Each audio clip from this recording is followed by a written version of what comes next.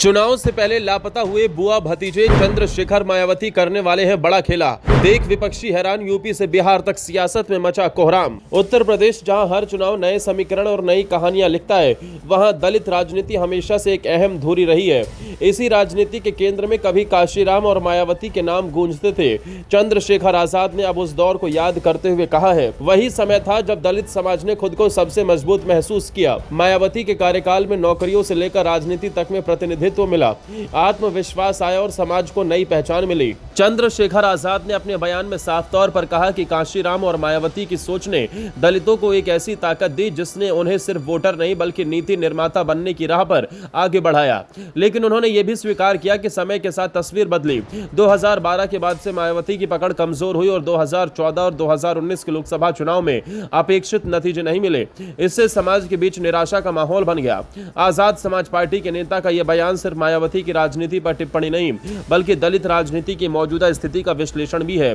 चंद्रशेखर आजाद मानते हैं कि समाज में उम्मीद अभी भी है, बस उसे नई दिशा देने की जरूरत है। उन्होंने अपनी पार्टी के बारे में बात करते हुए कहा कि 2022 के विधानसभा चुनाव में उन्होंने पहली बार मैदान में उतरकर संघर्ष किया। नतीजे भले उम्मीद के मुताबिक नहीं आए, लेकिन वो विरोधियों के उन आरोपों को खारिज करते हैं जिनमें कहा गया था कि उनकी वजह से वोट बट गए। उनका साफ कहना है, राजनीति में भरोसा रातों रात नहीं बनता, जनता का विश्वास जीतने में वक्त और मेहनत लगती है। ये दौड़ लंबी है और हम इसके लिए तैयार हैं। यही नहीं, चंद्रशेखर आजाद ने अपने भविष्य के रोड मैप पर भी खुलकर बातें की। उन्होंने कहा कि उनका लक्ष्य सिर्फ सांसद या विधायक बनना नहीं है, उनका सपना है गांव-गांव में बदलाव लाना, महिलाओं को रोजगार के अवसर दिलाना, बच्चों को गुणवत्तापूर्ण शिक्षा देना, युवाओं के लिए पढ़ाई और इलाज की बेहतर सुविधा उपलब्ध कराना। यही उनकी प्राथमिकताएं हैं।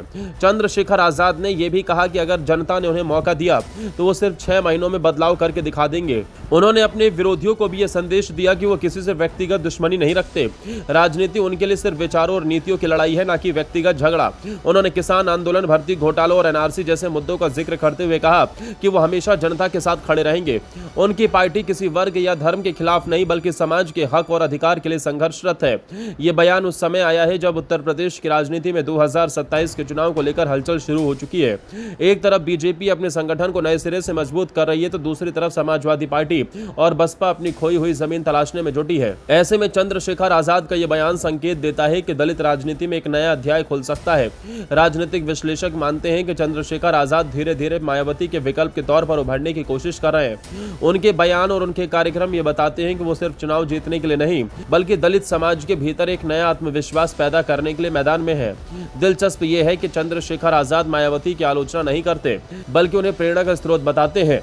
उन्होंने ये तक कहा कि हमारे लिए मायावती जी और काशीराम जी की सोच आदर्श है, हम उसे आगे बढ़ाने की कोशिश कर रहे हैं। ये बयान साफ संकेत देता है कि चंद्रशेखर आजाद दलित वोटरों को मायावती की विरासत का नया वाहक बनने का संदेश दे रहे हैं। उनके समर्थक इस बयान को नई राजनीति की शुरुआत मानते हैं।